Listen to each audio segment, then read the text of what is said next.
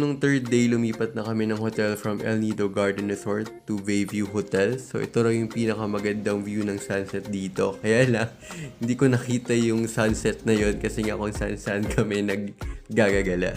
So parang medyo useless yung binayaran namin. So sobrang mahal pa naman din niya compared dun sa previous hotel namin. So di na rin naman na masama kasi ang ganda rin talaga ng hotel. Kahit walang sunset, masarap din yung food nila.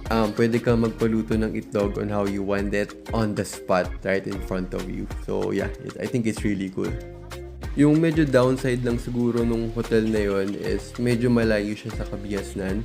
So, nagbayad ulit kami ng tricycle for 150 pesos papunta dun sa town ng El Nido. So, doon kami naggagagala ulit kung saan-saan and kumain and nag-sightseeing na rin. So, kahit saan ka naman talagang angulo tumingin sa El Nido, talagang nakakapigil hininga yung ganda niya.